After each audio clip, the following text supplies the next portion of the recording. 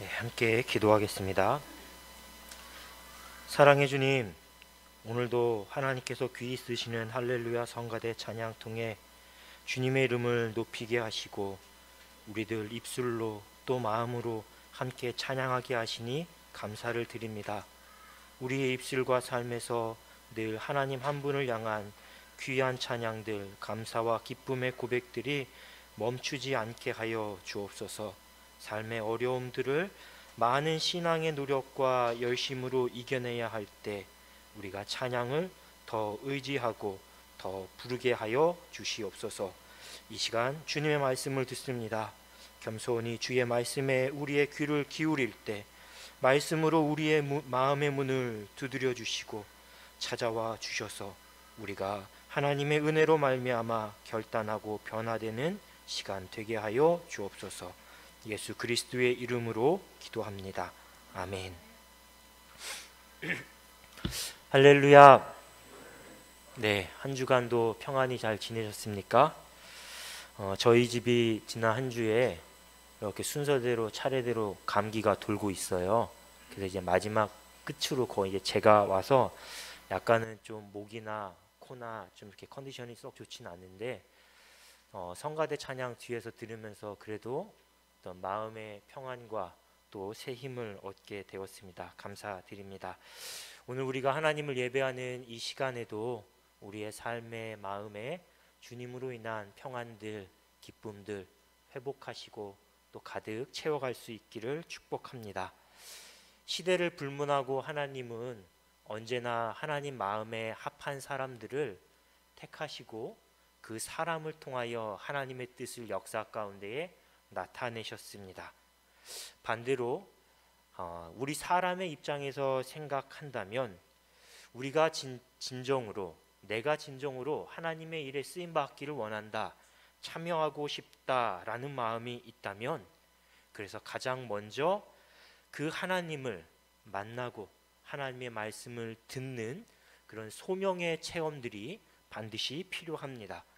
그런 과정들이 있어야지만 힘겹게 억지로 어떤 의무감에서 주님의 일을 하는 것이 아니라 우리가 성령의 도우심 가운데에 힘을 얻고 기쁜 마음으로 자원하는 마음으로 주의 일에 참여할 수 있기 때문이죠. 오늘 말씀을 듣는 우리 모두에게 그런 은혜를 사모하는 마음들, 또 사모하는 만큼 그 은혜를 받고 누리게 되는 축복이 함께 하기를 기도합니다. 그런 의미에서 오늘 이사야 6장의 말씀을 함께 나누려고 합니다. 오늘 이 말씀은 예언자 이사야가 성전에서 환상 가운데에 하나님을 만나고 그 하나님으로부터 사명을 받는 사건에 관한 말씀입니다. 그래서 이 이사야 6장의 말씀을 이사야의 소명장이다라고 말합니다. 본문 1절 말씀을 보면 이사야는 우시야 왕이 죽던 해에 그때의 하나님으로부터 소명을 받습니다. 우시야 왕이 죽던 해, 이 설명은 단순히 연도를 나타내는 것이 아니라 이사야가 소명을 받을 당시에 그 유다의 상황이, 역사적 상황이 어땠는지를 설명해 주는 표현입니다. 역대하 26장 말씀을 보면 우시야 왕이 어떤 인물이었는지, 또 그가 나라를 다스릴 때 유다의 상황이 어땠는지 자세히 기록해 두고 있습니다. 우시야 왕은 남유다의 10번째 왕입니다. 16살, 그러니까 아주 어린 나이에 왕위에 올라서 무려 52년 동안이나 유다를 통치했습니다. 그는 하나님 보시기에 정직한 왕이었고 또 하나님을 찾는 왕이었다. 성경은 이렇게 말합니다. 그래서 하나님께서 우시야를, 또 그가 다스리는 유다를 형통하게 하셨습니다. 그의 통치 기간 중에 유다는 국방이나 경제나 정치나 여러 가지 모든 분야가 다 한마디로 중흥기를 맞이했습니다. 당시 이스라엘 주변, 이 남유다 주변의 대부분의 나라들은 아수르의 침략을 받아서 지배 아래 놓이고 또 그들의 종과 같은 나라가 되어서 조공을 바쳤습니다. 하지만 우시야가 통치하던 당시의 유다만큼은 그 강한 아수르에게 끝까지 대적하고 조공을 바치지 않았습니다. 그만큼 나라가 힘이 있었다라는 거죠. 한마디로 우시야는 유능하고 강력한 힘을 지닌 왕이었고 그의 통치 아래 유다는 태평성대를 누렸다라고 할 수 있습니다. 그런데 그런 우시야 왕이 죽었습니다. 짧은 5년 단임제에서 대통령 한 사람이 바뀌어도 나라가, 국민들의 삶이 정말 많은 게 변하지 않습니까? 그런데 무려 52년 동안이나, 그것도 아주 성공적으로 나라를 다스렸던 지도자가, 왕이 죽었다고 합니다. 당연히 온 나라가 큰 충격과 슬픔에 빠졌을 겁니다. 또 그동안 호시탐탐 기회만 엿보고 있었던 아수르도 이제 마음만 먹으면 언제든지 쳐들어올 수 있는 그런 위기 앞에 놓였습니다. 모두들 나라의 앞날을 걱정하던 그런 위기의 때입니다. 그런데 사실 유다는 외적으로는 부강하고 평안했을지는 모르겠지만 신앙적인 면에서는 소돔과 고모라에 비교될 만큼 아주 심각한 상황에 처해 있었습니다. 오늘 본문이 이사야 6장 말씀이죠. 그런데 이사야 1장부터 5장까지 그 말씀을 보면 모두가 다 유다의 당시 아주 신앙적인 부패, 타락의 모습들을 고발하는 말씀들입니다. 또 우시야 왕 자신도 말년에는 권력에 취해 한껏 교만해져서 하나님께 죄를 범했습니다. 우리가 잘 아는 사울처럼 자신이 제사장의 역할을 대신하려고 했던 것입니다. 성전에 들어가 분향을 하려고 하다가 이를 만류했던 제사장에게 우시야가 화를 냈습니다. 그리고 결국 그 일로 나병에 걸려서 그 이후로는 성전에 들어가지도 못하고 왕궁에서도 자기 왕궁에 들어가는 것이 아니라 별궁에 거하다가 쓸쓸히 죽음을 맞이했습니다. 그의 시신도 왕실 묘지에 안장된 것이 아니라 왕실이 갖고 있는 어디 변두리 땅에 묻히게 되는 그런 안타까운 말로를 맞이했던 것입니다. 지난 주일에 우리가 나눴던 말씀처럼 이런 위기의 순간 어떤 행동을 하는가, 어떤 선택을 하는가를 보면 그 사람이 어떤 사람인지 우리가 알 수 있습니다. 위기의 순간 꽁꽁 숨겨온 자기의 민낯을 고스란히 드러내는 사람이 있는 반면에 어떤 사람은 평소에는 몰랐던 신앙의 저력을 드러내는 사람이 있습니다. 안 그럴 것 같은데, 약하고 쓰러질 것 같은데 어디서 나타났는지 꿋꿋한 신앙의 힘으로 그 위기를 돌파해내는 사람들이 있습니다. 말씀을 보면 이사야는 후자에 해당합니다. 국가적인 위기의 상황에서 이사야는 성전을 찾았고 하나님께 단식하며 기도합니다. 그리고 그 자리에서 하나님의 영광을 체험하고 사명을 부여받습니다. 본문 1절부터 4절까지 말씀은 이사야가 체험한 하나님의 거룩하심, 하나님의 영광을 자세히 우리에게 설명해 줍니다. 하나님께서 높이 들린 보좌에 앉으셨고 그 옷자락이 성전에 가득 덮합니다. 보좌는 하나님의 왕권을, 또 성전 가득 덮은 옷자락은 하나님의 위엄을 상징합니다. 2절에 보면 스랍이라는 존재가 드러나죠. 이 스랍은 불타는 자들이라는 뜻입니다. 마치 천사와 같이 하나님을 곁에서 모시는 존재인데요. 그들에게 6날개가 있었다고 합니다. 둘로는 자기의 얼굴을 가리고 두 날개로는 자기의 발을 가렸습니다. 출애굽기 말씀 보면 제사장이 성막에 들어갈 때 자신의 부정함을 가리기 위해 속옷을 입고 들어가는데, 그와 마찬가지로 하나님을 곁에서 모시던 이 스랍들, 천사들도 자신의 날개들로 자기의 부정함을 가린 것이라고 할 수 있는 것이지요. 무엇보다 놀라운 건 스랍들이 이렇게 하나님 곁에서 서로 화답하며 하나님을 찬양하는데 그 소리가 얼마나 크고 웅장했던지 성전 문지방터가 흔들릴 정도였다라고 하지 않습니까? 거룩하다, 거룩하다, 거룩하다. 3번 이렇게 하나님의 이름을 찬양합니다. 완전하신 하나님에 대한 찬양이고요. 하나님을 찬양하는 그 성전에 연기가 가득했다라는 건 역시 하나님의 영광이 충만했다라는 것을 상징합니다. 분명 앞서 설명드린 것처럼 우시야 왕은 유다 역사의 길이 남을 위대한 업적을 남겼습니다. 하지만 그도 자신의 죄와 죽음의 문제는 극복하지 못했습니다.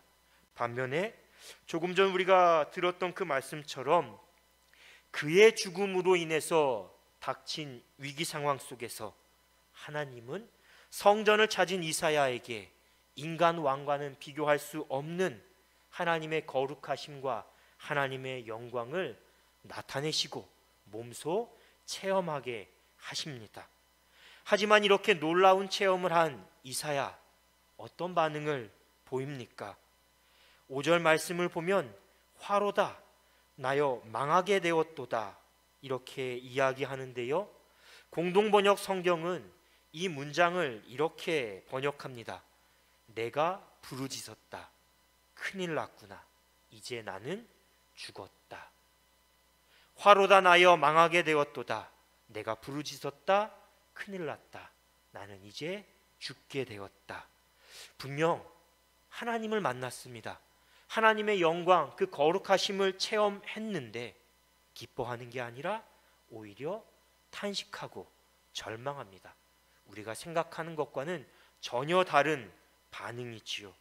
그런데 한번 이런 경우를 우리 성도님들께서 생각해 보십시오. 제가 지난 연말에 동기 목사님 추천으로 시골 목사 전원 일기라는 한 영상을 시청했습니다.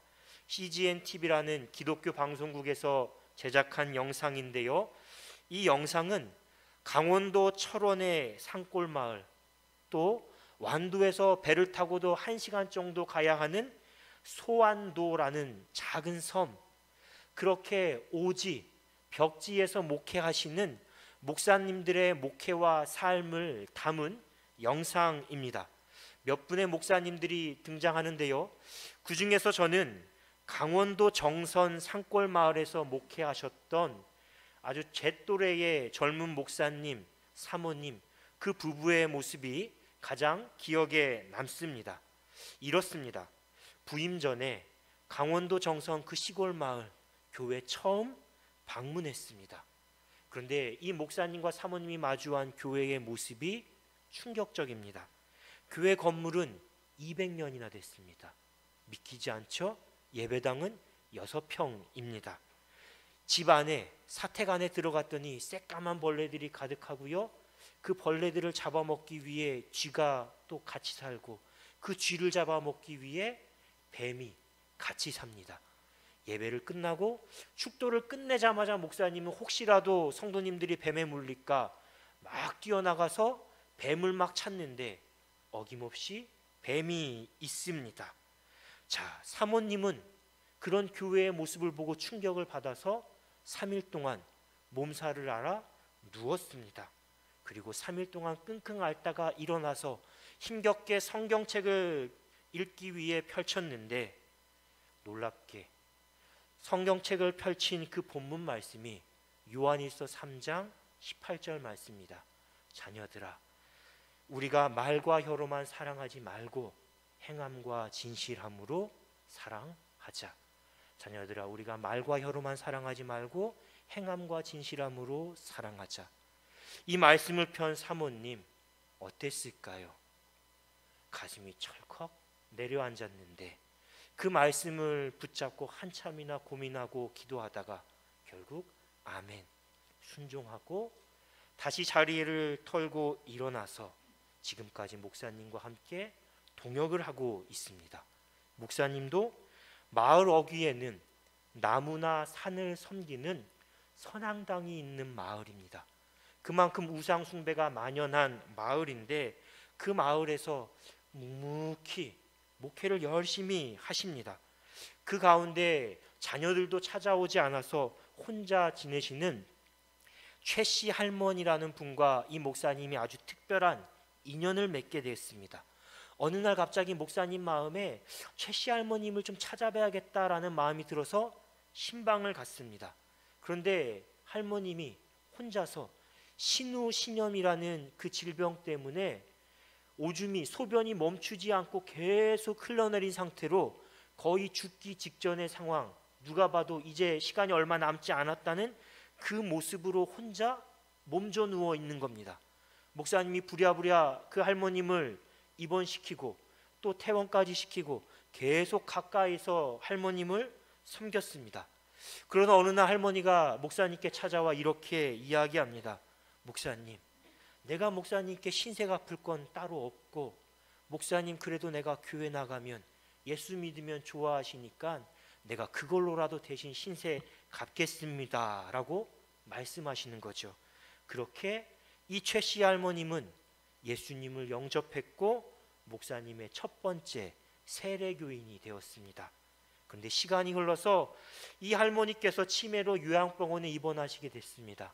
목사님이 다시 신방을 갔는데 할머님이 목사님도 교회도 자신이 세례받은 사실까지도 모두가 다 잊어버렸습니다. 목사님이 세례 때 찍은 사진까지 핸드폰으로 보여주면서 설명을 하나하나 다 하는데 할머님은 기억하지 못합니다. 목사님, 그런 할머니 손 꼭 붙잡고 그냥 엉엉 울면서 눈물로 계속 기도만 할 뿐입니다. 하나님, 할머니 불쌍히 여겨주세요. 제발 우리 천국에서 만나게 해주세요. 그렇게 기도할 뿐이죠. 한번 시골 목사 전원일기 꼭 찾아서 한번 보시기 바랍니다. 이 영상을 보면서 제가 어떤 감정을 느꼈을까요? 저도 이 영상 보면서 제 자신도 모르게 눈물을 흘릴 만큼 감동도 받고 도전도 받았습니다. 하지만 그보다는 제 자신에 대한 부끄러움, 제 자신에 대한 초라함이 더 컸습니다. 이렇게 우리 인간은 자신보다 더 큰 사람을 만나게 되면, 더 큰 존재 앞에 서게 되면 자신이 한없이 작아지는 경험, 초라해지는 경험들을 하게 됩니다. 하물며 직접 하나님의 거룩하심, 하나님의 영광을 체험한다면 어떨까요? 마냥 기뻐할 수 있을까요? 아닙니다. 이사야처럼 화로다 나여 망하게 되었다. 나 정말 큰일 났다. 이제 죽게 되었구나. 그렇게 절망할 수밖에 없는 것이죠. 어두울 땐 잘 모릅니다. 그런데 빛이 비추면 캄캄함에 그 어두움에 감추고 있었던 모든 추함들이 다 드러나지 않습니까? 마찬가지로 하나님의 거룩한 빛이 우리 자신을 착 비치게 되면 내가 얼마나 죄인인지, 내가 얼마나 부정한 사람인지를 그때서야 비로소 발견하기 때문인 거죠. 그래서 진짜 하나님을 만난 사람은 이사야처럼 나는 입술이 부정한 사람입니다. 나는 입술이 부정한 사람들 가운데 이 죄악된 세상 가운데 살고 있습니다. 그렇게 고백할 수밖에 없는 것입니다. 성령의 강권하심 속에 자기 죄를 자복하고 회개하게 되는 것이죠. 예수님을 만난 베드로, 주여 나를 떠나소서 나는 죄인입니다. 그렇게 고백했습니다. 예수님을 만나서 변화된 사도 바울, 내가 죄인 중에 괴수다. 그렇게 고백했습니다. 반대로 하나님을 만났다고 합니다. 그런데 어떤 변화도 보이지 않고 여전히 교만하고 말을 들어도 행동을 봐도 하나님을 전혀 두려워하는 사람처럼 보이지 않습니다. 그 사람 하나님을 진정 만난 것일까요? 신앙의 첫걸음도 떼지 못한 아주 불쌍한 영혼이라고 할 수 있을 겁니다. 그런데 감사한 건 이렇게 하나님을 만났을 때 우리는 자기 죄를 발견하고 탄식하고 절망할 수밖에 없지만 그 절망이 끝이 아니라는 사실입니다. 하나님 없이 하나님 밖에서 절망하면 우리는 계속적으로 끝없는 자기 비하와 절망에 빠질 수밖에 없지만, 하나님을 만나서 나 자신이 얼마나 연약한 존재인지를 깨닫게 되면 절망에 머무는 것이 아니라 하나님의 더 큰 용서와 사랑을, 은혜를 체험하게 되는 것이죠. 오늘 말씀에서도 스랍 중 하나가 제단에 숯불을 가져와서 이사야의 입술에 대지 않습니까? 그리고 이사야의 모든 죄악이 사해졌음을 선언합니다. 이것이 바로 예수님을 만나서 그분 앞에 죄를 고백할 때 우리의 죄가 용서받았음을 나타내는 예표라고 할 수 있는 것이지요. 이렇게 이사야는 하나님을 만나서 죄사함을 받고 하나님으로부터 사명을 부여받습니다. 우리가 잘 아는 8절의 말씀입니다. 제가 말씀 봉독하겠습니다. 내가 또 주의 목소리를 들으니 주께서 이르시되 내가 누구를 보내며 누가 우리를 위하여 갈꼬 하시니 그때에 내가 이르되 내가 여기 있나이다 나를 보내소서 하였더니.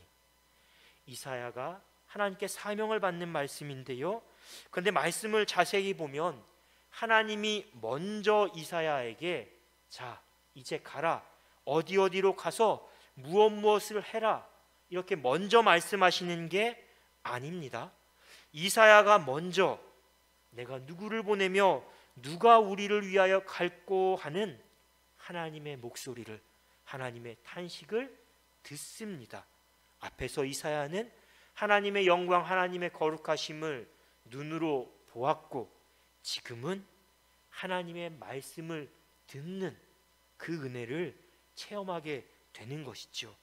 이렇게 하나님을 만나 진짜 자기 죄를 자복하고 회개한 사람, 은혜를 체험한 사람은 주님의 음성을 듣고 주님의 마음을 헤아릴 수 있게 되는 것입니다. 나아가 하나님이 누가 나를 위하여 갈꼬, 하나님이 사람을 찾을 때 고민하시고 탄식하실 때 들어도 못 들은 척 회피하거나 나는 못 가요, 누구 먼저 보내세요, 이렇게 미루는 것이 아니라 주님 내가 여기 있습니다, 나를 보내소서 기쁜 마음으로 자원하는 것이죠. 이것이야말로 하나님을 만난 사람, 하나님의 은혜를 체험한 사람의 지극히 자연스러운 응답입니다. 사랑하는 성도 여러분, 이사야는 우시야 왕의 죽음이라는 위기 상황 속에서 하나님께 나아가 기도했습니다. 하나님의 영광, 은혜를 체험했고 나아가 자원하는 마음으로 하나님의 부르심에 응답했습니다. 그럼 이 말씀을 들은 오늘 우리는 어떻게 하나님을 만나는 소명을 체험할 수 있을까요? 또 어떻게 하면 우리를 향한 하나님의 그 음성, 하나님의 부르심을 잘 듣고 분별해서 사명에 따라 살 수 있을까요? 이런 물음들 우리가 가져야 하고 당연히 이 물음의 답을 찾는 것이 우리의 신앙생활입니다. 저는 이 물음에 대한 답으로 한 여성의 삶과 그녀가 전하는 메시지를 우리 성도님들과 함께 나누고 싶은데요, 이 여성은요 미국의 빈민가에서 10대 때 흑인 미혼모의 사생아로 태어났습니다. 그리고 자신이 청소년 때 사촌 오빠와 삼촌에게 성폭행을 당해서 자신도 똑같이 사생아를 출산했습니다. 그런데 그 아이가 2주 만에 목숨을 잃습니다. 극심한 우울증, 열등감, 계속 그것에 시달리며 마약에 중독됐고 끊임없이 자살 충동을 느끼는 고통을 겪습니다. 이렇게 이 여성의 어린 시절은 말 그대로 암담함 그 자체였죠. 하지만 지금은 엄청난 부와 명예를 가진 사업가입니다. 전 세계에서 가장 큰 영향력을 끼치는 인물 중에 한 사람이 되었습니다. 화면에 보이는 저 사람, 바로 오프라 윈프리라는 미국의 방송인이고 또 자선사업가, 사업가, 다양한 모습으로 사회에 영향력을 끼치는 사람인데요. 특별히 그녀가 자신의 이름을 걸고 진행했던 오프라 윈프리 쇼, 이 프로그램은 지금까지도 TV쇼 중에서도 가장 역대 최고의 TV쇼로 인정을 받고 있습니다. 그녀는 이 프로그램을 진행하면서 솔직하게 이야기했고요. 사연을 보내주는 많은 사람들, 출연자들의 이야기에 귀 기울이면서 적극적으로 공감을 했습니다. 예를 들면 이런 사건이 있었습니다. 방송을 진행하다가 아버지에게 성폭행을 당했던 어린 소녀의 사연을, 이야기를 듣게 됐습니다. 그때 자신이 어린 시절 성폭행을 당했던 그 과거의 상처를 처음으로 대중 앞에 공개하면서 자기 아픔으로, 자기 상처로 똑같은 아픔을 겪고 있는 소녀를 위로했던 것이죠. 그리고 그때 이후로 어린이들, 아이들의 성폭행과 학대를 막기 위한 사회적인 활동에 적극적으로 참여합니다. 결국 이 오프라 윈프리의 영향력이, 선한 영향력이 결정적으로 나타내서 미국이 국가아동보호법이라는 법을 제정하는데 이르게 됐습니다. 실제 이 법의 별칭이, 그러니까 별명이 오프라 윈프리 법이라고 합니다. 이런 그녀가 자신의 책에서, 이것이 사명이다라는 책에서 자기의 4가지 인생 철학, 일종의 사명론을 이렇게 말합니다. 첫째는 남보다 더 가졌다라는 것은 축복이 아니라 사명이다.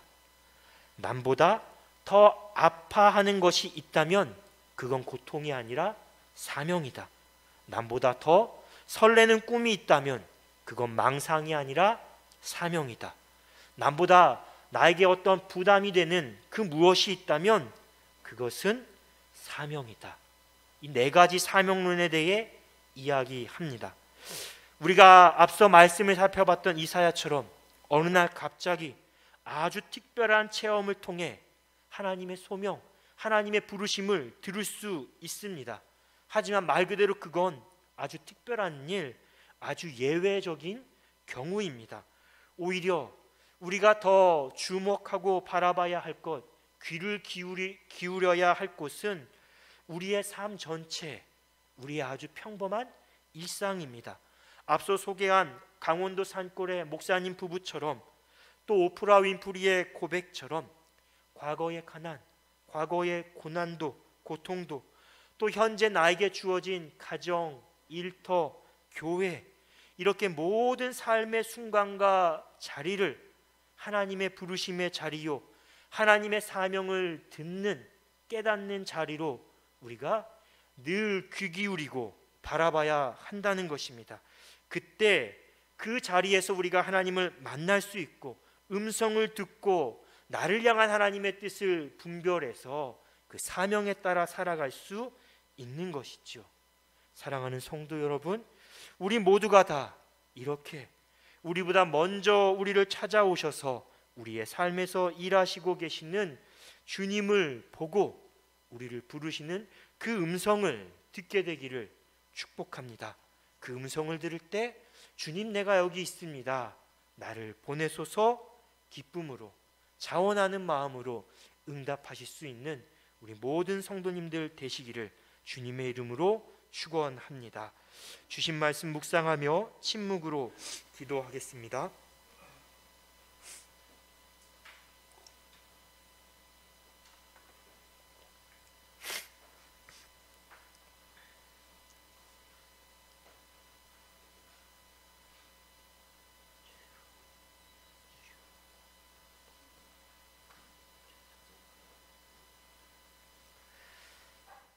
사랑의 주님,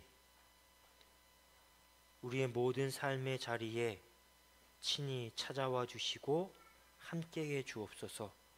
우리가 그 주님을 바라보게 하시고 주님의 음성을 듣게 하시고 은혜를 체험하고 부르심에 응답하는 삶 살아가게 하여 주옵소서.